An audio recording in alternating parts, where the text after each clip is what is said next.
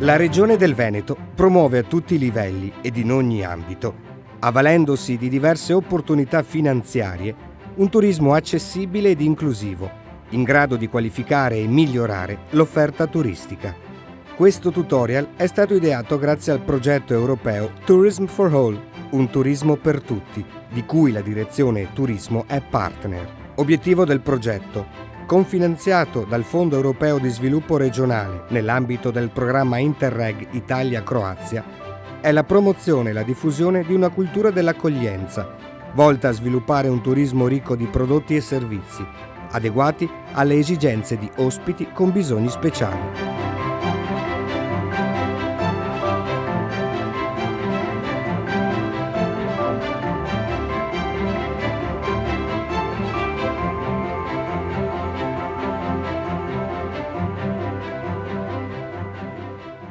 Sono Stefano Maurizio, architetto, e mi occupo di progettazione per tutti e di progettazione accessibile. Oggi, in questo tutorial, parleremo in particolare delle disabilità motorie. Disabilità motorie che sono definite in una classificazione internazionale sul funzionamento e la salute del corpo umano che vale per tutti. Disabilità motorie che riguardano quindi sia la persona in carrozzina, ma non parliamo solo della persona in carrozzina, anche di una persona per esempio amputata o che fa fatica a camminare per una cardiopatia o semplicemente ha più di 80-90 anni e quindi ha qualche difficoltà a salire una rampa di scale o a frequentare un percorso particolarmente lungo oppure sconnesso per esempio. Oggi vedremo come molte delle soluzioni per rendere più facile la vita ai possibili clienti siano davvero spesso banali o frutto di attenzione piuttosto che di studi approfonditi. Iniziamo un percorso ideale che porta dall'esterno della struttura ricettiva fino poi al bagno, alle camere, al soggiorno e alle cucine per qualche struttura ricettiva. All'esterno, appena si arriva, ci sono i parcheggi che devono essere accessibili e riservati, a volte sono di proprietà della struttura, a volte i parcheggi riservati sono nelle immediate vicinanze dove esistono i parcheggi pubblici più vicini. Un parcheggio per essere accessibile semplicemente ha la necessità di essere più largo per permettere lo spostamento della persona dall'interno dell'automobile fino alla carrozzina o al deambulatore o a prendere le stampelle per iniziare il percorso verso la struttura ricettiva. All'esterno del parcheggio, fino all'ingresso della struttura ricettiva, il percorso deve essere essenzialmente il più breve possibile, quindi è importante per esempio la distanza tra il parcheggio e l'ingresso della struttura, che preferibilmente non dovrebbe superare i 50-100 metri di distanza, altrimenti questa stessa diventa una grossa barriera per chi ha difficoltà nel deambulare, ed essere privo di sconnessioni, buche, sostanzialmente un percorso che deve essere molto liscio fino all'ingresso della struttura. All'ingresso della struttura troviamo appunto la porta d'ingresso che può essere preceduta da 1, 2, 3, 4 gradini e può avere delle dimensioni che possono essere sufficientemente larghe o a volte molto strette. Una misura sufficiente per consentire a chiunque di accedere all'ingresso della struttura possiamo definirla, anzi la definisce la normativa, attorno agli 80 cm. Se è molto maggiore può diventare una barriera, ovvero aprire una porta larga 110 cm o 130 diventa difficoltoso. Se è più stretta dei 70 cm impedisce fisicamente il passaggio di una persona in carrozzina o di un deambulatore per esempio. L'ingresso dovrebbe essere ben segnalato, illuminato di notte, visibile da lontano per catturare e attirare l'attenzione dei clienti, avere un campanello posizionato ad un'altezza non superiore al 1,20 m e non avere un tappeto all'inizio che potrebbe essere un ostacolo importante sia per le stampelle che per il deambulatore che per le ruote pivotanti piccole della carrozzina stessa. Siamo passati dal parcheggio ai gradini d'ingresso che potrebbero essere superati da una rampa sia temporanea che fissa e quindi arriviamo alla reception, al bancone di ricevimento. Questo bancone spesso ha un'altezza che impedisce la visione tra l'operatore e il cliente, e quindi sarebbe importante che almeno parte di questo bancone abbia un'altezza non superiore ai 90 cm, o che ci sia al fianco al bancone un tavolo più basso dove, per esempio, potersi sedere e guardarsi negli occhi, per esempio. E a proposito di guardarsi negli occhi, mi viene in mente una battuta che faceva l'amico e noto giornalista Franco Bonprezzi, anche lui in carrozzina, che diceva che il rapporto visuale tra l'operatore e se stesso avveniva rispetto al guardare la moglie o chi lo accompagnava nel momento in cui lui tirava fuori la carta di credito oro, e da quel momento in poi il contatto visivo tornava tra l'operatore e lui. E questa è una cosa che è vero, succede spesso, e questa citazione viene ricordata spesso negli incontri che si fanno con gli operatori turistici. Legato al tema dell'accoglienza, potrebbe essere interessante porre un accento sulla terminologia e sul linguaggio, per esempio come definire un cliente che arriva nella nostra struttura con qualsiasi tipo di disabilità, come lo definiamo o lo chiamiamo anche al telefono, persona diversamente abile, portatore di handicap, portatore di disabilità. Ebbene, la Convenzione internazionale sui diritti delle persone con disabilità, ratificata in Italia nel 2010, definisce come parola e come definizione corretta proprio persona al centro con disabilità, quindi non si nega la disabilità ma si pone la persona al centro, diversamente da altre parole come la parola handicap con i vari suffissi che, anche se con accezione positiva iniziale, quindi handicap, mano sul cappello, che ricorda le corse ippiche inglesi dei primi del Novecento, quando il fantino più forte era costretto a correre con la mano sul cappello per correre alla pari assieme agli altri concorrenti. Il degrado di questa parola, soprattutto nei paesi latini, ha portato la Convenzione ad escluderla come parola presente, per esempio, nelle normative o nelle relazioni internazionali. Altra parola che ho citato, diversamente abile, è una parola che ha molti meno anni come storia, ma da parte delle associazioni delle persone con disabilità è vista come parola che diversamente sottolinea più la diversità rispetto all'abilità, e allora sono nate una serie di battute anche su questa parola. Uno è diversamente giovane per non dire che è vecchio, diversamente bello per non dire che è brutto, o diversamente ricco per non dire che è povero. In questo senso non è sentita come la parola più utilizzabile e corretta da parte soprattutto delle persone con disabilità. Altra battuta è poi alla fine la struttura è accessibile a chi? E come si chiama lei? Come devo chiamarla? Il mio nome è Stefano, quindi alla fine nel lavorare sull'accessibilità e sull'accoglienza la persona con il suo nome dovrebbe essere il centro dei nostri servizi, dei nostri pensieri.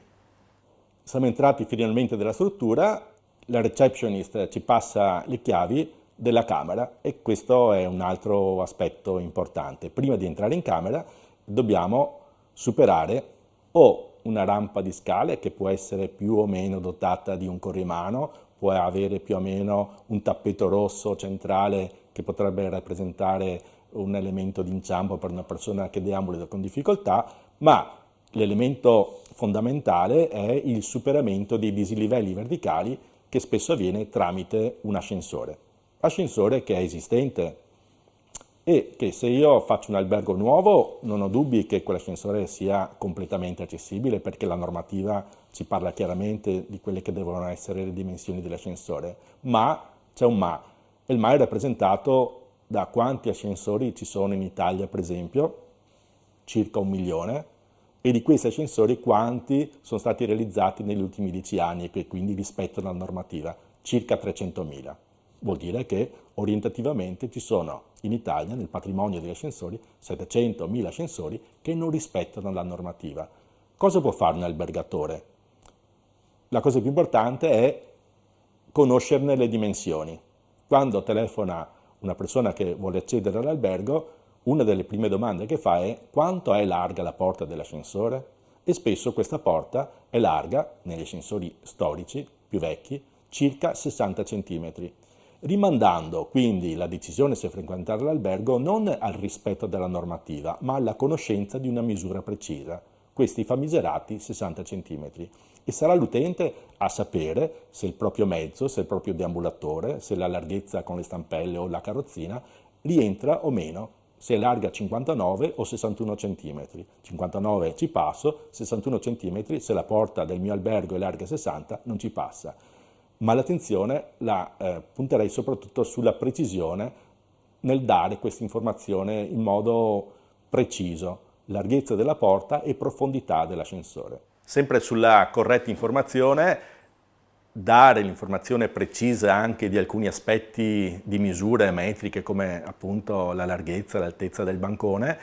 è fondamentale, perché può capitare che arrivino dei clienti che hanno disabilità per cui anche se ci sono 3 gradini all'ingresso non sono un problema, quindi definire complessivamente accessibile o non accessibile la mia struttura turistica è forse meno importante che andare a dare le informazioni corrette. Quindi, come un non vedente può superare anche tranquillamente una rampa di scale, così per la persona in carrozzina anche un gradino di 2,5 cm davanti all'ingresso può rappresentare una barriera insuperabile per accedere in autonomia alla nostra struttura. Quindi è importante davvero conoscere le informazioni e le caratteristiche dell'albergo rispetto ai criteri dettati anche dai siti internet sull'accessibilità. Quindi conoscere la propria struttura è il primo passo verso l'accessibilità reale della nostra struttura ricettiva.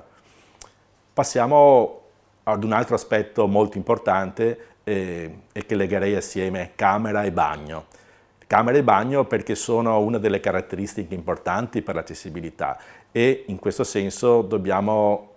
sconfiggere uno stereotipo ed è lo stereotipo della camera riservata, della camera speciale, di una camera che tendenzialmente l'albergatore fa fatica a vendere. E diciamo subito che la camera riservata, speciale, che l'albergatore fa fatica a vendere, è una camera che spesso non va bene ad una persona con disabilità motoria. Spesso la camera ed il bagno, iperaccessoriato di maniglioni orizzontali o verticali o con dei WC alti 50 o 55 cm da terra, sono figli di uno stereotipo presente soprattutto nella testa dei progettisti e degli architetti, che configurava fino a pochi anni fa la camera riservata come una camera diversa da tutte le altre. Dobbiamo proprio cancellare questa idea che la camera riservata sia una camera che va bene all'accessibilità.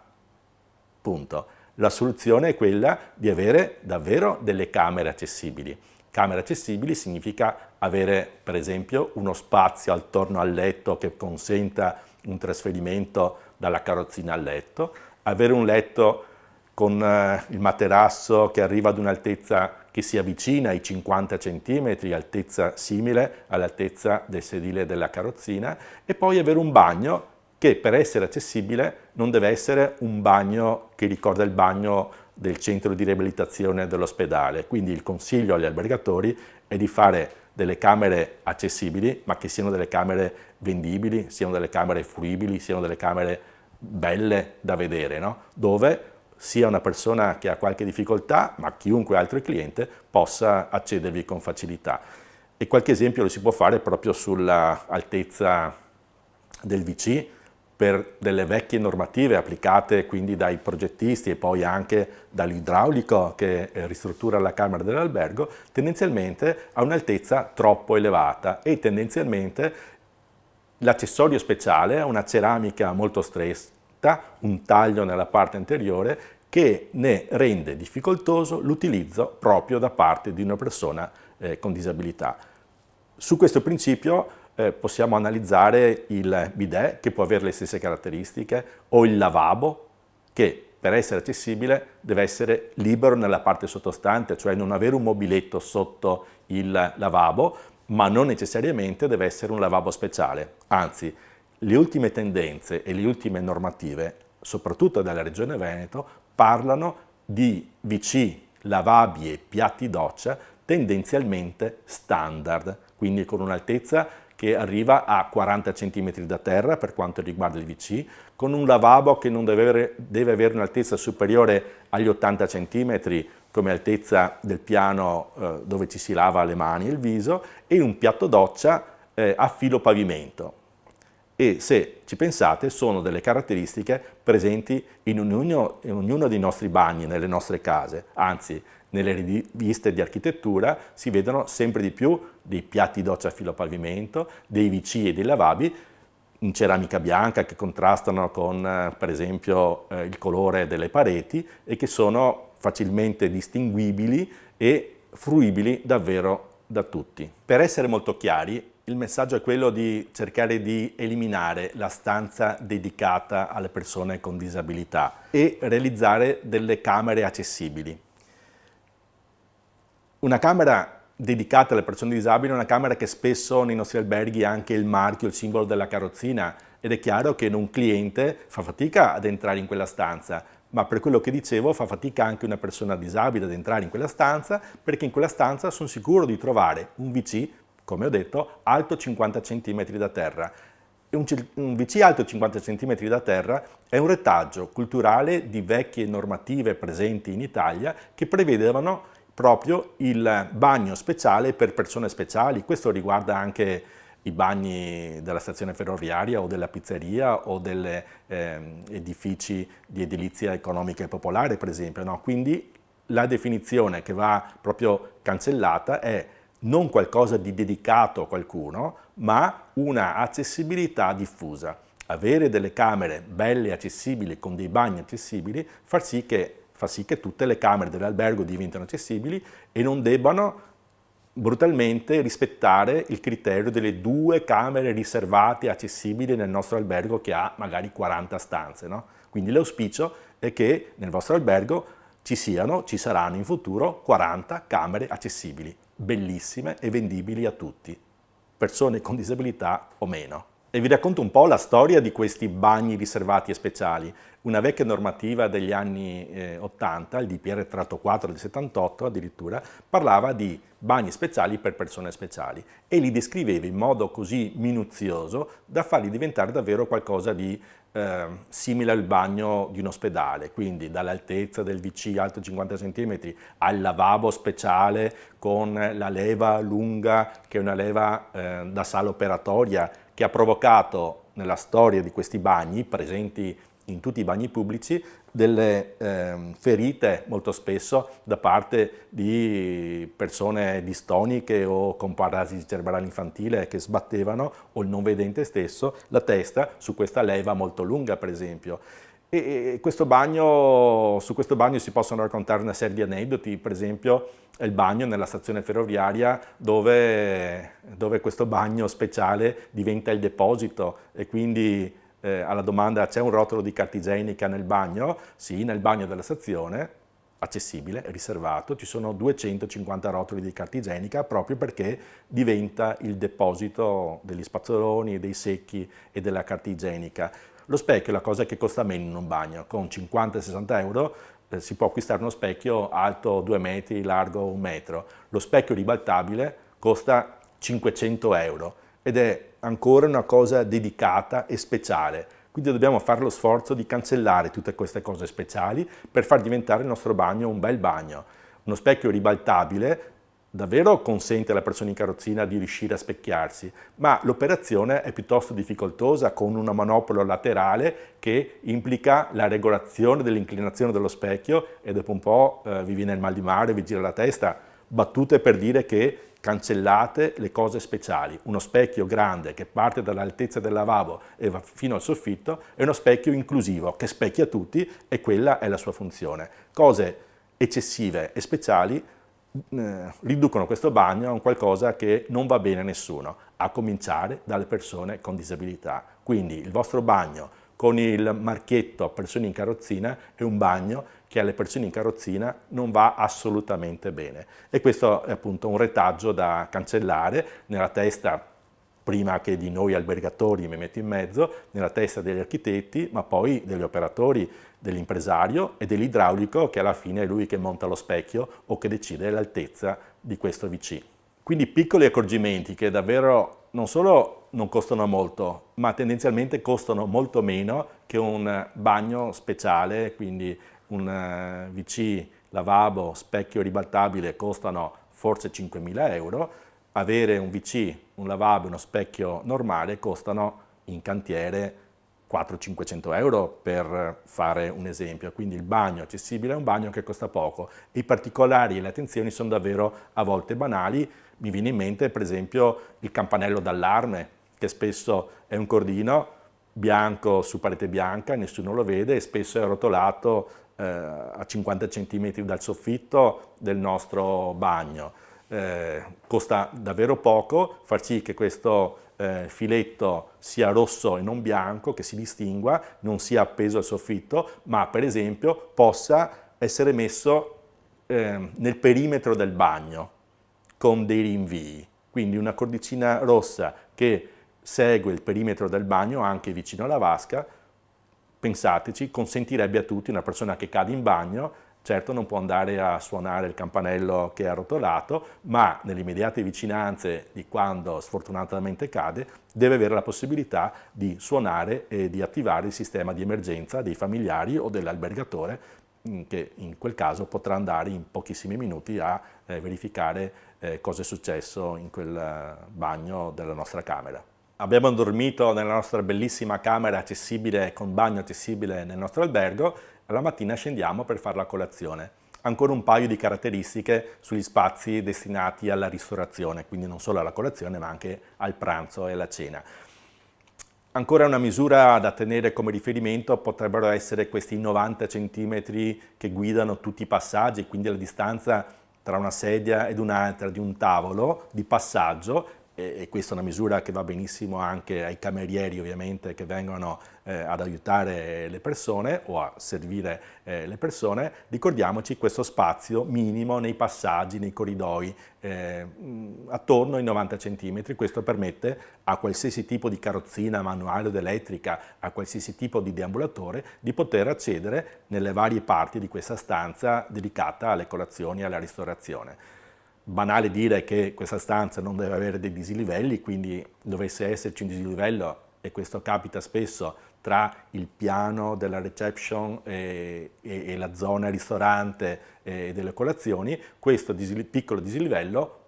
deve essere superato con ancora una rampa che abbia una pendenza attorno al 5% per esempio, per raccordare questi dislivelli.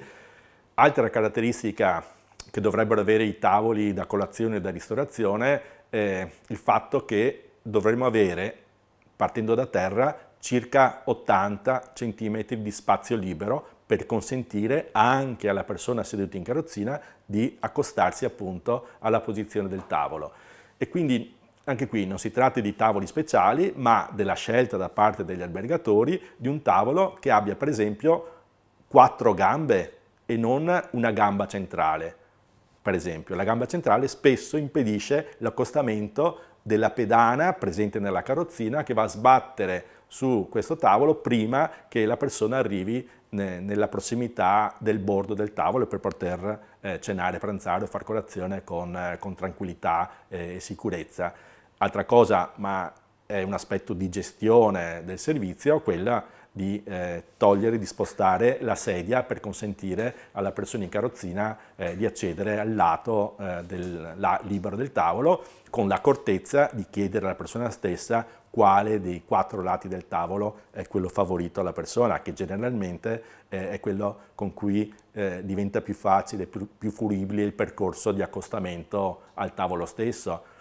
Può essere interessante, a completamento della ricettività della struttura, un servizio di noleggio di scooter elettrici, adatti a chi è stanco, ma particolarmente ad una persona per esempio cardiopatica o anziana o che ha difficoltà di deambulazione, soprattutto in un territorio impegnativo dal punto di vista delle salite e delle discese. Nelle camere di albergo, anche camere standard, quindi non dedicate e non riservate alle persone con disabilità, può esserci la possibilità di inserire un letto elettrificato, con la possibilità di regolazione in altezza e in inclinazione dello schienale, adatto particolarmente alla persona seduta per facilitarne il trasferimento dalla carrozzina all'altezza ottimale del letto, o per la persona anziana che ha difficoltà nel rialzarsi e quindi in una posizione più elevata. Esteticamente questi letti sono assolutamente simili a tutti gli altri letti delle camere, quindi non ci sono